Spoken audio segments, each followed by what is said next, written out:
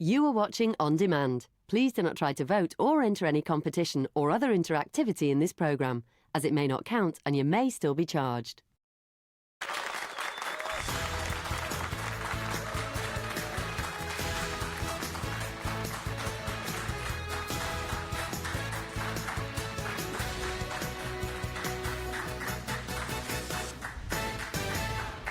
Thank you very much. Hello, welcome to Wednesday's Loose Women. It's lovely to see you this afternoon. And joining me, Ruth Langsford, it is Frankie Bridge, Janet Street-Porter and Kelly Bryan.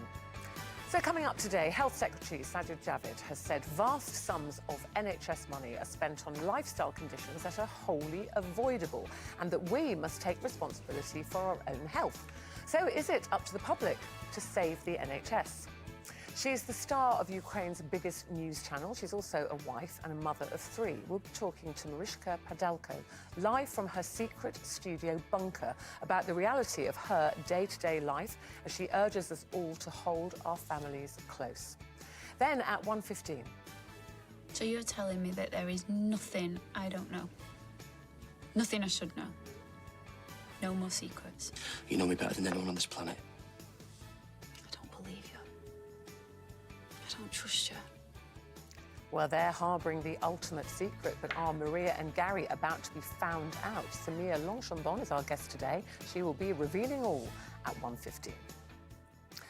So starting today with that national health story, the Health Secretary, Sajid Javid, has said that nearly half of the NHS budget is spent on lifestyle conditions that are wholly avoidable.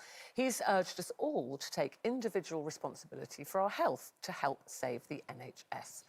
Well, we all know that the NHS is struggling. But once again, Janet, does it all come back to us? It's all your fault. It's you lot out there not looking after yourselves, nothing to do with us, nothing to do with being badly managed or... Yeah, I can see where it's coming from, but we have just gone through almost 2 years of an unbelievable situation which placed so much stress on people and which will have exacerbated not just their mental health but their physical health as well, because it was hard to take exercise. You were cooped up at home for weeks on end. But having said all that, there is no two ways about it. The country is bigger, fatter, overweight, or whatever the words are we were allowed to call unhealthier. And even though the NHS is going to get a large injection of cash, a lot of that will be swallowed up in bureaucracy. That's true too. But what remains, should it really be spent on people who don't look after themselves better? Now, I'm in two minds about this because the government has asked Sir Keith Mills to look at how we incentivise people to live more healthily. He's the bloke that came up with the Nectar and the Air Miles schemes. So maybe one way forward is to give us all a health passport, as it were. So every year we got so many points, like Nectar points or Air Miles or, you know, rewards, and we could choose how we spend them and what we spend them on. What if you run out, though? Well, if you run out, you're not going to be able to get IVF or gastric bands or that cosmetic. There is a lot of procedures that the NHS currently fund that some people might say, well, that's an option, and it's well, some people do. I mean, there's a health survey. They're saying of all these people quizzed, 85% said, for example, alcoholics should have to pay for their own treatment, including their rehab. But then I think, I understand a little bit why people think that and say, well, that's self-inflicted. But sometimes that's a mental illness, I think, alcoholism. They already don't perform operations on people who are seriously overweight, as it is. I mean, if you're really, really overweight, you're going to have to wait even longer for a hip replacement or a knee replacement. So that's already But that's in because place. you need to be not so heavy if you have a new knee or something, not... You know, so, well, Kelly, for you, for example, with your in terms condition. of, like, incentives, I think what people forget is that people who are overweight or who have obesity, the incentive for them is, I don't want to be overweight, right? Because they're the ones that are living in difficult situations. Their lifestyles are being changed. You know, I've got somebody who's close to me who has to deal with those difficulties, and it's not something that they want to have or that they choose to have and haven't made efforts to change. But there are also other factors like low-income families who haven't had the education or the exposure to different differences in, you know, nutrition and facts and figures that can help them in terms of raising their children in a way that's healthier, and where the children has an understanding of what's good and what's bad in terms of foods. And so if we take away everything from those low-income, for example, low-income families, or even families that are not low-income, but just aren't educated in terms of health and nutrition, you're going to continue this cycle. So at some point, you've got to get in there, get the education into people, so that we can stop that cycle from continuing. I've seen that happen, you know, in my own family. But Kelly, don't you agree it's not the job of the NHS? That kind of education has to start in school from the day one. Agreed, but then you've got school teachers who are saying, I'm responsible for their education. OK, you can say that nutrition falls into that bracket, but how much time are they going to spend to be able to then educate them on what they should be eating and not eating? I think it's a balance between teachers and at home. For me, myself, you know, if we were going to be on that scheme, I mean, I'd be out of points years ago, right? What about, because Frankie, what about I'm in something hospital like... all the time. Well, yes, with your condition, Yeah. your points would run out very Yeah. quickly. What about IVF, Frankie? As they're saying, more than 3/4 of these people surveyed feel that IVF should be funded by the patients, the people that need But I don't IVF. understand why, because they're saying if it's a self-inflicted illness, being infertile or being unable to have children isn't I self-inflicted. suppose they're possibly saying, well, it's not your right to have children. It's very sad that you can't. But should that take precedent over somebody with that's- cancer? I just think, like, how can you say to someone, oh, you're not allowed a child? I just think, I get it. I get where the whole thing's coming from, because when you take away everything, it makes sense. You know, get everyone to live healthier lifestyles, less stress on the NHS. Simply said like that, it makes complete sense. But when you start digging into it, there's going to be so many people that are left out, people that are left with things that need... Which is the same situation we're in now. I just don't see where you draw that But then line. I suppose they'll say it's not a bottomless pot of money. They've is it? tried You can't rewards just before. keep- They've trialled them. They've tried offering obese people gym membership, rewards, you know, vouchers for healthy food and so on, and it hasn't really worked. So, you know, I'm mystified as just to the why obese it's going to. people He that are thinks it's going to draining the work NHS. now. No, and to me that seems like a punishment, because I just think Yeah. I don't think people want to be obese, and I think No. people No, struggle with that's the obesity. point. People have very difficult relationships with food, and Yeah. often that's a mental condition psychological, yeah. that they struggle with. So to suddenly say, 100%. well, you're obese, it's your fault, you eat too much, you can't be treated. Let us know what you think, because that was a survey recently, but we'd love to know your thoughts on that, because it's your show and we'd like to hear from you. What do you think about this one? Legal firms are reporting a rise in people putting legal conditions into their wills now about how they want any money they're leaving to be spent. So, for example, some people, you know, may be leaving money to their partner, but on the condition that if they remarry, they'd have to give it back either to the family or to the trust or whatever. They don't want the new partner to have any of it. And there's one man said that his daughter could only inherit if she threw out her immoral husband. Wow. He didn't like him. That's a bit So it's brutal. quite interesting, isn't it, to, you know, to think about your will. I think we've probably all thought about wills or made wills, but I don't think I've ever thought about saying, well, you can only have this on the condition that. Yeah. I don't think you could tell someone to leave their No. partner in order to get money. Like, Well, I think it's his there's money. Say I what you know, like. but I'm like, that's just brutal. I think if there's certain things, I think some things you would read, I think, and find funny. You know, if there was something your mum was pecking on at you about, and then they left it in the will, you can't do it until you've done X, Y, and Z. I think that would be quite a nice moment.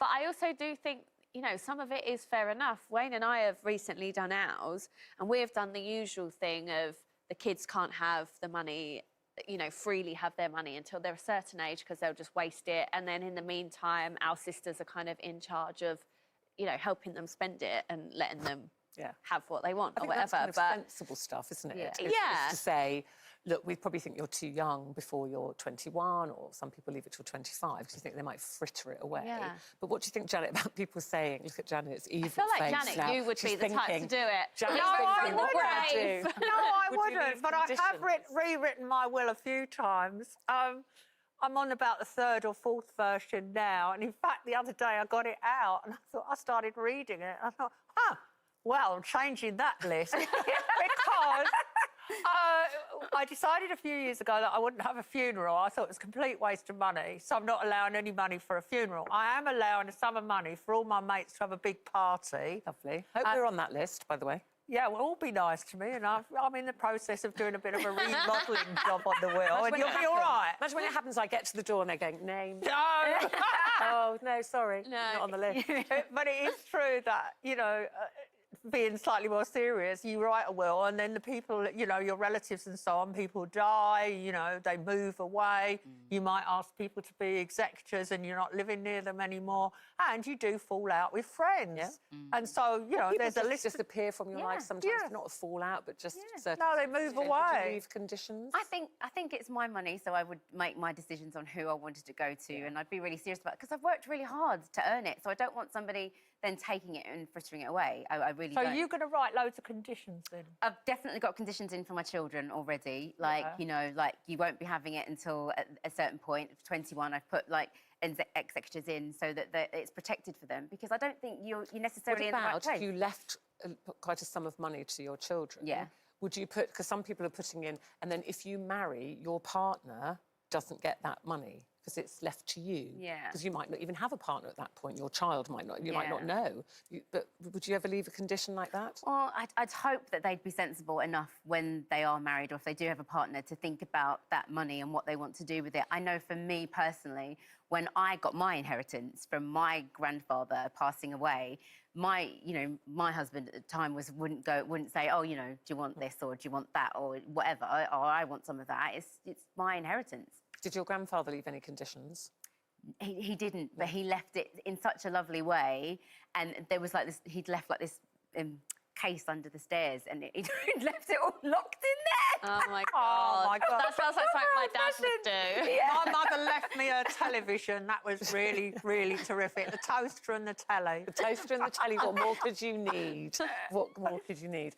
And now, please stay with us. We've got a really fascinating and very difficult interview, actually. Not difficult for us, for the person we're talking to, because she is a presenter on Ukraine's biggest TV channel. There she is. She's currently broadcasting from a secret location after the station there was bombed. We'll be talking to Mariuszka Podalko about her day-to-day life in Ukraine, including how she's protecting her 3 children. That's her incredible story. Talking to her right after this.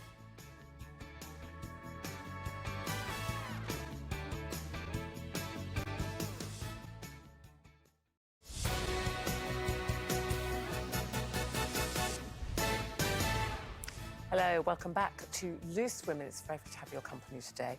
Now, last night, many of you will have seen Ukrainian President Volodymyr Zelensky gave an historic speech to the House of Commons. We will fight till the end.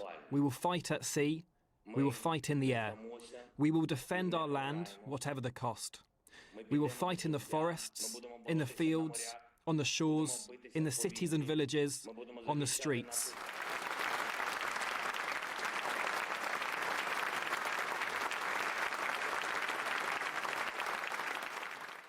An amazing standing ovation there.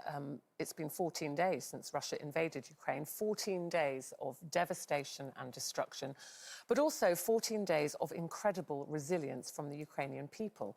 And one of those people, Mariuszka Podalko, joins us live in Ukraine today. She's a presenter on 1+1, that's Ukraine's main TV network.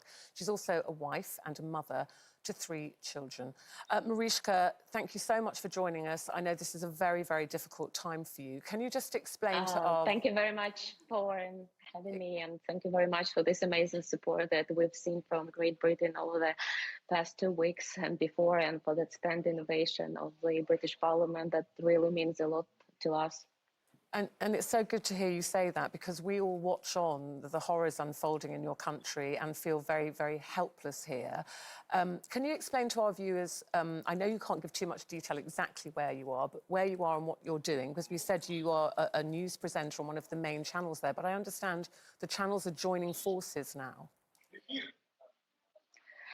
You know, I'm actually work at the backup studio, and we have to pick up and fill in every time that when we have alert in Kiev. And actually, guys, I know we've been preparing for this interview for a long time and making arrangements, but what we're hearing now in the studio, that there are airstrikes just announced in the studio that is having live broadcast now, which means I have 3 minutes only to get ready to fill in.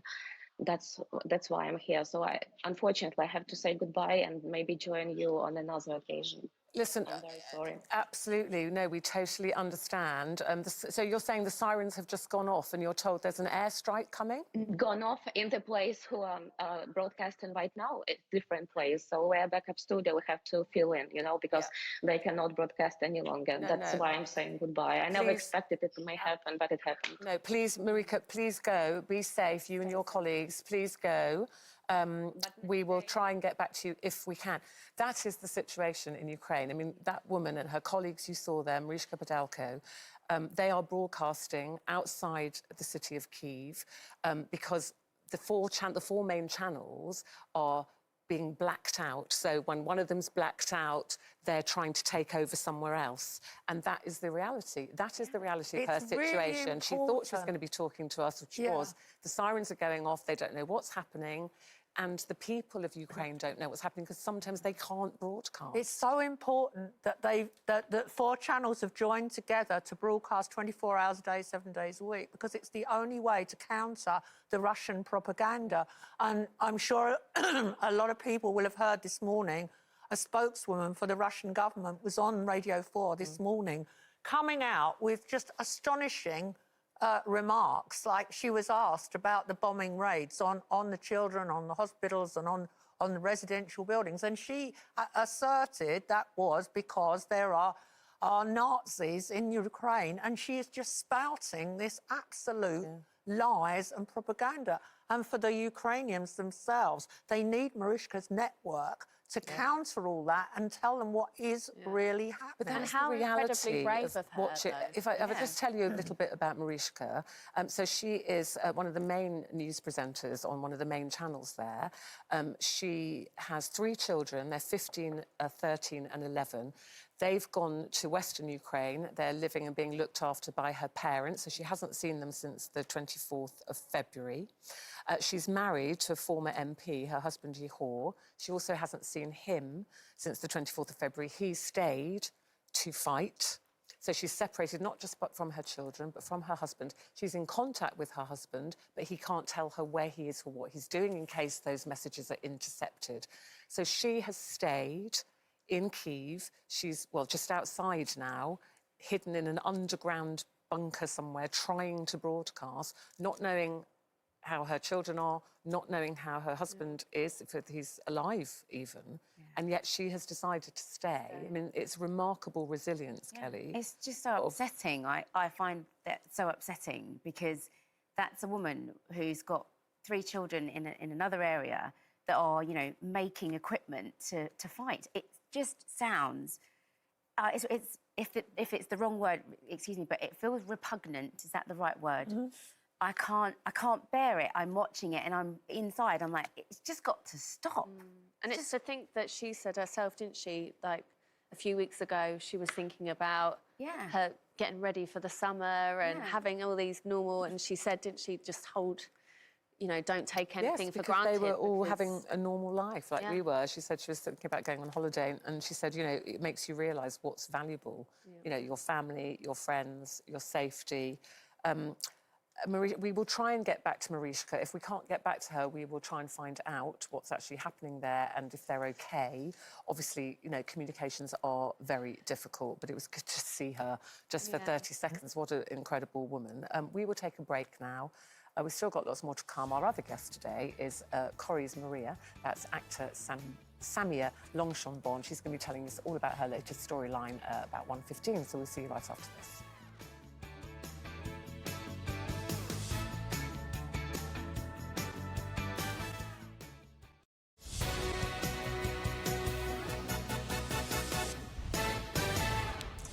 Hello there, welcome back to Loose Women. If you were watching before the break, you would have seen that we were talking to journalist and presenter Mariuszka Podalko, live from Ukraine.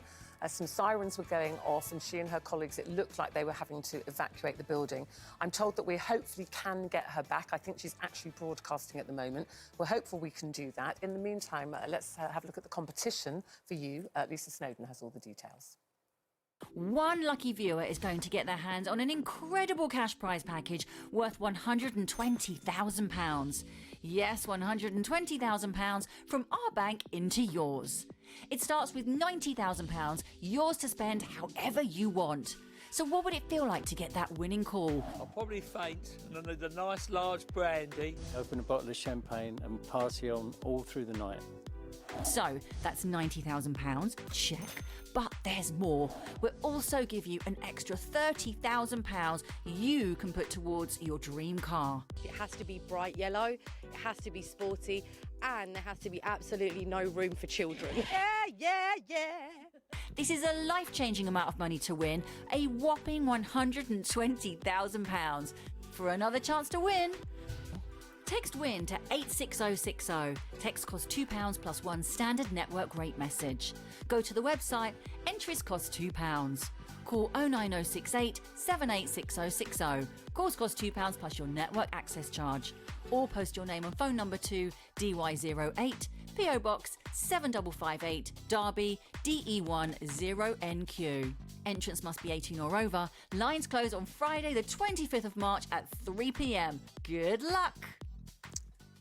Thank you very much, Lisa. We are now hopefully going back live to a secret location just outside Kyiv in Ukraine. Oh, good. We've got her back. Mariska Padalko. We're so pleased to see you sitting there, Mariska. Thank you for coming back to us. Can you just explain to everyone what happened then? Yeah, as we work in a backup studio, so we fill in every time our colleagues who work in a different studios cannot do their job because of air alerts. So that was air alert this time, and we had to be ready to go on live. But fortunately, nothing happened, and I'm back to you. I'm so pleased to see you back. While you were gone, Mariska, I was explaining to our viewers about you and your family, that you're married, you have 3 children. Your children are currently with your parents in the west of Ukraine. You haven't seen them or your husband since the 24th of February. You must be incredibly worried about all of them and them about you. How are you coping? I am. You know, one of your colleagues asked me this morning, how are you? And I didn't know actually what's the correct answer, because in terms that I am alive, my children are alive, my parents are alive, and my husband gave me a call this morning. I think I'm great comparing to people who are under heavy shelling, like my friend near Kiev. But I mean, it's a new reality that we're getting used to. So of course we're not okay in terms of this disastrous war that is going on, but we are trying just to pull ourselves together. And I would agree with every word that I heard. You just quoted our president from his speech to the British Parliament, that it's our land and we're going to protect it. I mean, it was the last moment. Yeah, it was extraordinary listening to him yesterday. He said, we'll fight them in the air, the forests, the fields and the streets. And the headline here in our Daily Mirror newspaper today, we will never surrender. Is that how you feel, Mariska? Why is it so important for you to stay behind? It's like everybody now is involved, all men, all women. My husband has never been with the military before, but now he's been training for the last 6 months to be a part of the territorial defense unit, which is actually backup for the army. And some people decided that they're going to fight a few months ago, and some people decided that they're going to fight the day the invasion happened. It's like now it's everybody's war. It's not just for the army or for professional soldiers to defend.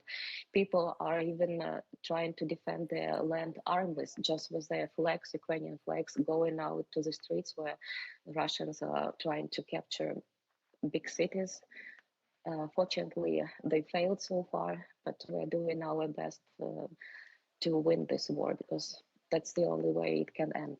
Mariska, is it possible for you to see a way out? Can you see a positive, conclusion to this? Because some of the press here have said that the Russian army have faltered on the ground. You know, they've ground to a halt, and that it's almost as if they're marooned in Ukraine. Does it seem like that to you? Because obviously now they've switched to bombing you from the air. that's actually why they had to do this, because they were not successful. They never expected such kind of resistance. I think that, I mean, their intelligence in terms of how people feel about how people are going to meet them if they invade was very, very incorrect. And I think that even in Kremlin, that should be really disappointed that no one thinks that they are peacekeepers here, as Putin was announcing them, that this mission actually failed. And even people in eastern Ukraine that were supposed to be so-called pro-Russian, they went out to the streets when it was Ukrainian flags, and they were not afraid. And I think that's why the Russian army got so cruel with these airstrikes and trying to intimidate people, because people were fearless the first days, and they're trying to intimidate by these airstrikes. Yeah.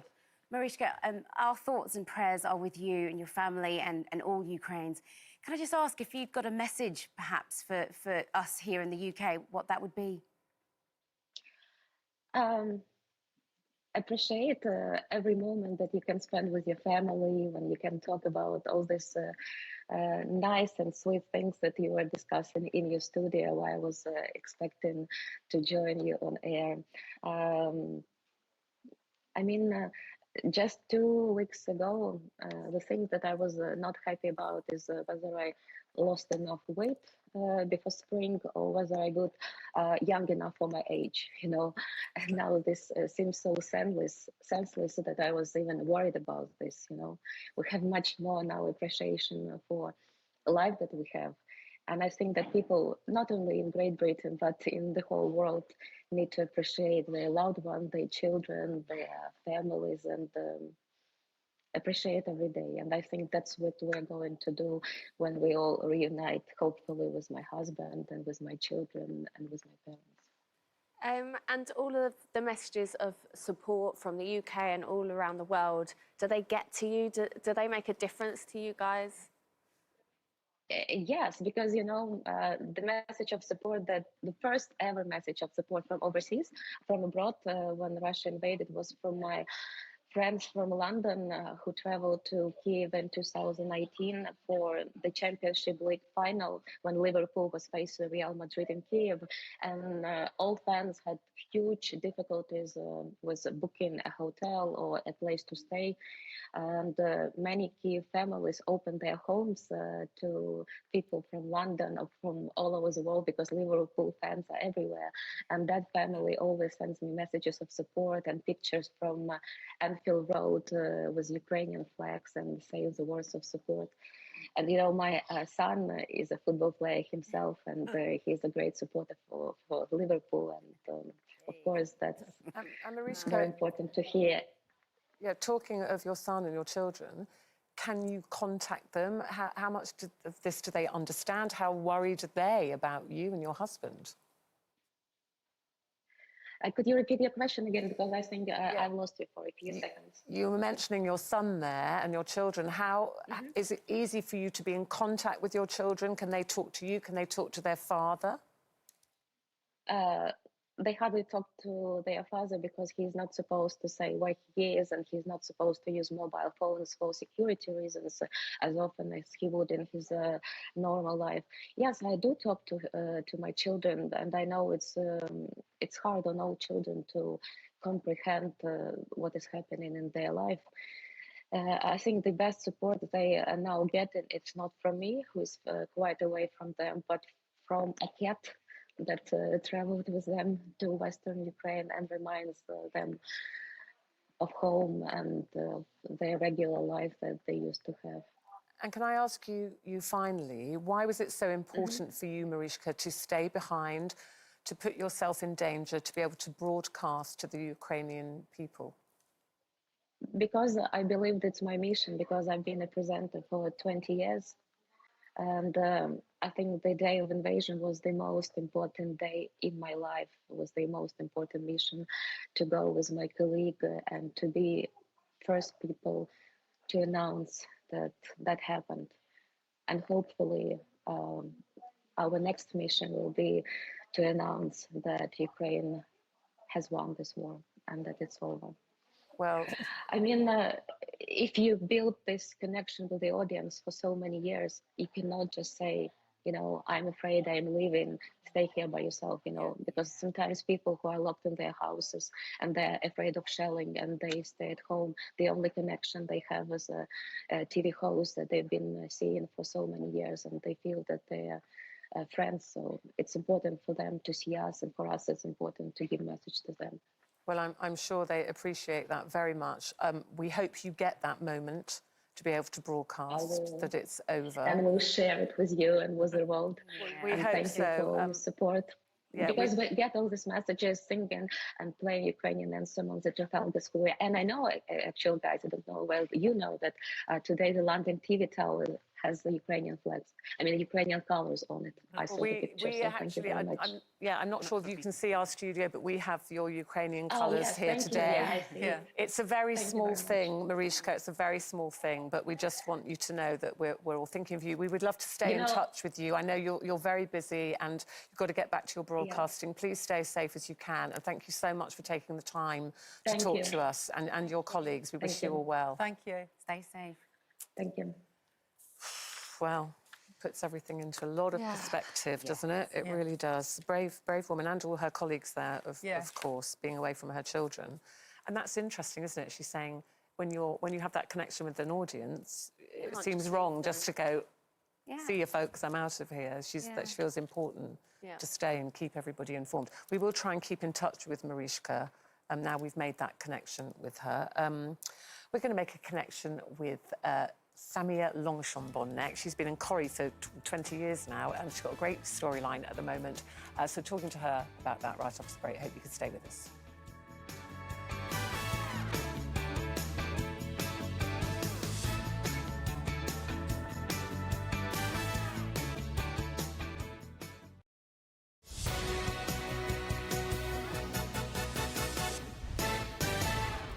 Hello, welcome back to Loose Women. Lovely to have your company this afternoon. Now, we've got Corrie's Samia Longchambon with us in just a few moments with all the gossip and her latest storyline from the Cobbles. Before that, time again for this week's competition. Lisa Snowdon has all the details for you.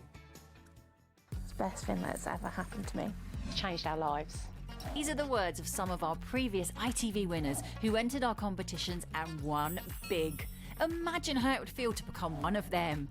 Well, you could soon find out for yourself, as here is another chance to win big with our double cash prize worth a whopping £120,000. And it starts with a huge cash prize of £90,000 in tax-free cash. With any ideas on how you'd spend it? With the rise of the cost of living, I would like to make some modifications on my house to make it a little bit more energy saving. It would really help me at the moment. One entry and you could bag the £90,000 plus £30,000 you could use to get yourself a new set of wheels. 2 prizes, 1 competition for another chance to win. Text WIN to 86060. Text costs £2 plus 1 standard network rate message. Go to the website, entries cost £2. Call 09068 786060. Calls cost £2 plus your network access charge. Or post your name and phone number to DY08, PO Box 7558, Derby, DE10NQ. Entrance must be 18 or over. Lines close on Friday the 25th of March at 3 p.m. Good luck! Thank you very much for your comments coming in. If you were watching earlier, we were talking to Ukrainian news reporter and presenter Mariska Podelko, and so many of you getting in touch. Dawn says, my goodness, that broke my heart to watch. I hope Mariska and her colleagues are safe. They are safe. That was a siren going off, but they didn't actually evacuate. It was to tell them that they had to take over a broadcast from their colleagues in Kyiv. This is what they're doing, the 4 main channels. Or if someone gets knocked off air, somebody else will take over, which is why they've stayed. I mean, she couldn't tell us where she was. Kaz says, what a wonderful, strong lady that reporter is. I can't imagine what they're all going through. Kaz, we wish we could do more for the Ukrainians. Our prayers for you are there. You're all so brave. Sarah says, I really hope Mariska stays safe and she reunites with her husband and her children. I think that was the most powerful. Well, it's all powerful. But for her to be separate from her children, believing that that's her place to be there, to report to the Ukrainian people, even though that means being separated from her children, and her husband is quite remarkable. Yeah. Jada says, take care, Mariska. That is echoed by so many of you. Ella Ray saying, having to say goodbye because you're fearing for your life. I can't even imagine what those people are going through. So many, too many to read, but we will pass these on to Mariska, and we are hoping to keep in touch with her. Now we've made that connection. Obviously, she's always busy broadcasting or hopefully sometimes sleeping, but we are going to try and do that, and we will pass your comments on to her and her colleagues. OK, let's talk Corrie now, favourite of mine, of course, and resident Maria. She's certainly experienced her fair share of drama, hasn't she? 21 years on the cobbles now, and it looks like there's even more to come because the heat is turned up now for Maria and Gary. Will their big secret be revealed? That is the question.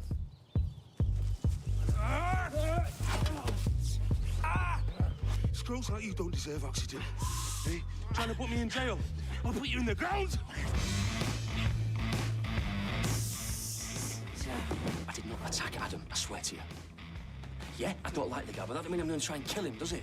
I got in debt with him. All I want to do is stay away from him. Right, so you really don't know where he is? No. I don't believe you. What I want is a divorce. Spare room, going begging at Miles if you want it. Really? You've done some really daft and dangerous things in your life, but this is up there. Just want to give her a fresh start, is that wrong? Bumping off her dad? Yeah, maybe. If she finds out, she's going to be more messed up than ever. And you'll be going inside for a long, long time, so just... Please, forgive me for not nipping over to Deb's for a bottle of bubbly, won't you? Oh, there's a lot going on. Please welcome Samir Longchambon. Good morning, or good afternoon, sorry now, isn't it? Hi, ladies. Hi, Samir. How are you doing? Hi. Yeah, I'm really good, thank you. Thanks for having me. Having an early pint in the Rovers? Yeah, although there's no bar staff. Jenny's busy, so I'm just here on my own. Can't get the staff, can you?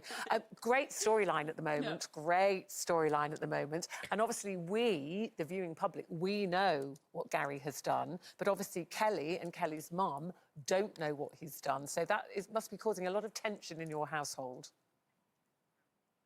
Yeah, it is, because obviously Maria knows what he's done as well. He came clean to her about a year ago, so she's fully aware of it all. And they're both sort of nervously looking after Kelly, Gary especially is trying to redeem himself by looking after Kelly, but neither of them suspected that they'd actually be looking after Kelly's mum as well. So, yeah, things are going to get really sticky in the next few weeks. And why do you think she has stood by him? Because that is some secret to keep, isn't it? Yeah, it's huge. I think ultimately she knows that, I mean, this is going to sound awful, but he didn't kill him out of him being evil. He sort of did it, there was sort of a weird set of circumstances that led to it. He's not killed him in cold blood, shall we say. So she knows that Gary's not all bad, and she is actually really happy with him, other than the small matter that he's a murderer. She is actually really happy and in love with him, so that's why she's giving it a best shot. Yeah, just a small matter that he murdered someone. We'll overlook that. Yeah. But of course we'll now... just push over that. But obviously Kelly's in your lives, and now her mum is in your lives, and I want to just show a clip. Spoiler alert, everybody. If you're a Corrie fan, you don't want to see this, we're going to show a clip from tonight's Corrie at 8 o'clock when there's another bombshell drops. She wants to hire a private investigator. What? Why? To get her hands on Rick's assets. What are we going to do? I don't know. But the police didn't get anywhere, so maybe a private investigator won't. Well, they will if they're any good. Oh, Maria, hi, love. I thought I heard your voice. Hey, has Gary told you that I've nicked your mattress? No, he ain't got round to that. Oh, well, I hope you don't mind. Only my palliative care nurse thinks it's really important they have a comfy one and all that, yeah. Yeah, no problem. Gary will just have to get a new one. Oh, you could cut the tension. Cut the tension with a knife, and now it's worse. So she's now thinking of hiring a private investigator to find out where her ex-husband is. We all know where he is. You're so in your Very element. Yes, She's so happy. Oh, what are you going to do now? I know, it's dreadful. I actually thought you were going to say the bombshell was that she'd nicked Maria's mattress, which I think is even worse. Well, you've been on the show for, like, about 20 years now, and you've had a very special moment with Prince Charles, haven't you? Oh yeah, so yeah, that was. I got asked by your lovely researchers what one of my highlights was, and one that always sticks out in my mind was when I was literally 18, so we're going back like 22 years ago, and Prince Charles was visiting the set, and we all got told sort of the protocols and what you need to say when you meet a member of the royal family, and I think it was like, pleased to meet you, Royal Highness, and curtsy.